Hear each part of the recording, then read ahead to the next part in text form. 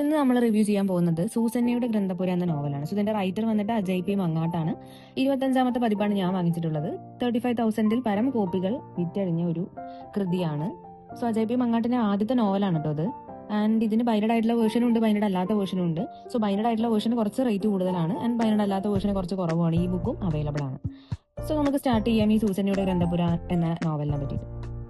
Okay, so ഈ ഒരു novel എന്ന് പറഞ്ഞു കഴിഞ്ഞാൽ ഒരു ഫീൽ ഗുഡ് ആയിട്ട് നമുക്ക് ഒരു എക്സ്പീരിയൻസ് കിട്ടി നോവൽ വായിച്ചു കഴിഞ്ഞാൽ. അതായത് നമുക്ക് ഒരു നല്ല ഫീലിംഗ് ആയിരിക്കും ഉണ്ടാവും അത് വായിച്ചു കഴിഞ്ഞാൽ.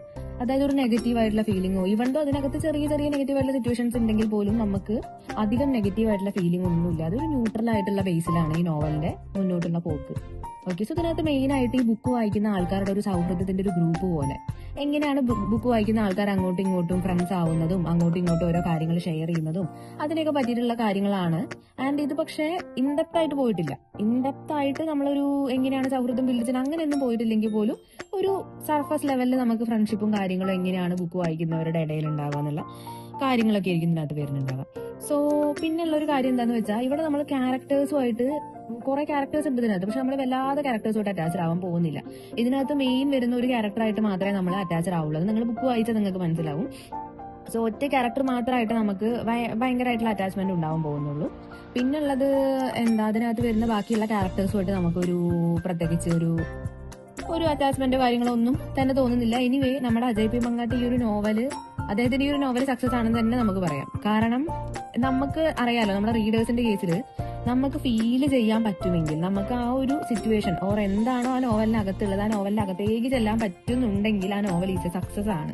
സോ അതുപോലെ തന്നെ അജയ് പി മങ്ങാട്ടിന്റെ ഈ ഒരു നോവൽ എന്തായാലും ഒരു സക്സസ് ആണ്. കാരണം എന്റെ കണ്ണിൽ ഇത് സക്സസ് ആണ്. കാരണം എന്താണെന്ന് വെച്ചാൽ എനിക്ക് ഈ നോവലിനകത്തോട്ട് ഇറങ്ങി ചെന്ന് അത് എക്സ്പീരിയൻസ് ചെയ്യാൻ പറ്റി എന്നുള്ള കാര്യമാണ്. ഇതില് നമ്മുടെ മെയിൻ ക്യാരക്ടർ ഒരു ഉൾഗ്രാമപ്രദേശത്തേക്ക് പോകുന്നുണ്ട്. സൂസന്ന എന്ന് പറഞ്ഞ ക്യാരക്ടർ ഉണ്ട്. സൂസന്ന എന്ന് പറഞ്ഞ ക്യാരക്ടറിന്റെ ഉൾഗ്രാമപ്രദേശമാണ്. സോ അവർ അങ്ങോട്ട് പോയി അവിടെ സ്റ്റേ ഒക്കെ ചെയ്യുന്നുണ്ട്. അപ്പൊ ആ സമയത്ത് ആ മെയിൻ ക്യാരക്ടറിന് അനുഭവിക്കാൻ പറ്റിയിട്ടുള്ള ഫീലിംഗ്, ഈവൺ ആ തണുപ്പ് പോലും എനിക്ക് ഇവിടെ നിന്ന് അനുഭവിക്കാൻ പറ്റി. സോ അതാണ് ഈ ഒരു ബുക്കിന്റെ പ്രത്യേകത. ഇതെന്ന് പറയുന്നത് നിങ്ങൾ ഒരിക്കലും ഒരു സ്റ്റോറിയാണ്, ഒരു സ്റ്റാർട്ടിങ്ങും എൻഡിങ്ങും ഉണ്ട് എന്ന് വിചാരിച്ചിട്ട് ഒരിക്കലും വായിക്കാൻ പോകരുത്. നിങ്ങൾക്ക് എക്സ്പീരിയൻസ് ചെയ്യാൻ ഇഷ്ടമുള്ള ആളാണെങ്കിൽ മാത്രം നമ്മളത് വായിക്കാം. സോ ഞാൻ എന്ന് പറഞ്ഞാൽ ബെന്യാമിന്റെ വലിയൊരു ഫാനാണ്. ബെന്യാമിൻ എന്ന് പറഞ്ഞ റൈറ്ററുടെ വലിയൊരു ഫാനാണ്. കാരണം അദ്ദേഹത്തിന്റെ നോവലിന് എല്ലാത്തിനും നമ്മൾ വായിച്ച ഓരോ പേജസിനും ഒരു മീനിങ് ഉണ്ട്. നമ്മൾ ഒരിക്കലും നമ്മുടെ സമയം വേസ്റ്റ് ആക്കിയില്ല എന്നുള്ളൊരു തോന്നലുണ്ടാവും ബെന്യാമിന്റെ നോവൽസിന്. പിന്നെ എന്താന്ന് വെച്ചാൽ അദ്ദേഹത്തിന് എല്ലാ നോവലിലും ഒരു സ്റ്റാർട്ടിങ് ആൻഡ് ഒരു ഭയങ്കര ത്രില്ലിംഗ് ആയിട്ടുള്ള എൻഡിങ്ങും ഉറപ്പുള്ള കാര്യം എല്ലാവർക്കും അറിയാലോ. സോ സ്റ്റാർട്ടിങ്ങും ഭയങ്കര ത്രില്ലിംഗ് ആയിട്ടുള്ള എൻഡിങ്ങും ബെന്യാമിന്റെ നോവൽസിന് ഉണ്ടാവാറുണ്ട്. അത് നിങ്ങൾ ഈ ഒരു നോവലിൽ എക്സ്പെക്ട് ചെയ്യേണ്ട. ബട്ട് നിങ്ങൾക്ക് ആ ഒരു സ്ഥലത്തെ ഫീലിങ്ങും ആ ഒരു ഫ്രണ്ട്ഷിപ്പും ആ ഒരു ബോണ്ടും എല്ലാം അത് നിങ്ങൾക്ക് നന്നായിട്ട് മനസ്സിലാവും. സോ അദ്ദേഹം എല്ലാ ഇമോഷൻസും ഇതിനകത്ത് കൊണ്ടുവന്നിട്ടുണ്ട്, എല്ലാ തരത്തിലുള്ള ഇമോഷൻസും കൊണ്ടുവന്നിട്ടുണ്ട്. പക്ഷേ ഡെപ്ത് ആയിട്ട് പോയിട്ടില്ല. അത് ഒരു കണക്കിന് പറഞ്ഞാൽ നല്ലൊരു കാര്യമാണ്. ഒരു ക്യാരക്ടറിനെ മാത്രമേ ഡെപ്ത് ആയിട്ട് പോയിട്ടുള്ളൂ. സോ അത് ഡിപ്പെൻസ് അപ്പോൺ ദ റൈറ്ററിന്റെ ഇഷ്ടമാണല്ലോ അതൊക്കെ. സോ എന്തായാലും ഈ ഒരു നോവല് നിങ്ങൾ വായിക്കണം.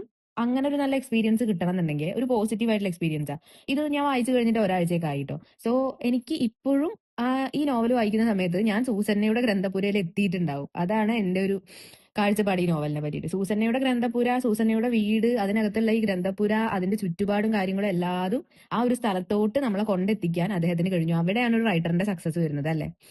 എനിവേ, എല്ലാവരും ഒന്ന് സമയം കിട്ടുവാണെങ്കിൽ ഈ നോവൽ വായിച്ചു നോക്കണം. ആൻഡ് ഇതിലധികം പേജസ് ഒന്നുമില്ല. അബൌട്ട് ഒരു 300-250 പേജസ് ആണ് ഇതിനകത്ത് ഉള്ളത്. So I can say this is one of the best books ever എന്ന് എനിക്ക് പറയാൻ പറ്റില്ല. പക്ഷേ ഇത് നമുക്ക് നല്ലൊരു സൂപ്പർ ആയിട്ടുള്ള എക്സ്പീരിയൻസ് തരും. അതെനിക്ക് നിങ്ങളോട് ഉറപ്പ് പറയാൻ പറ്റും. ഓക്കെ.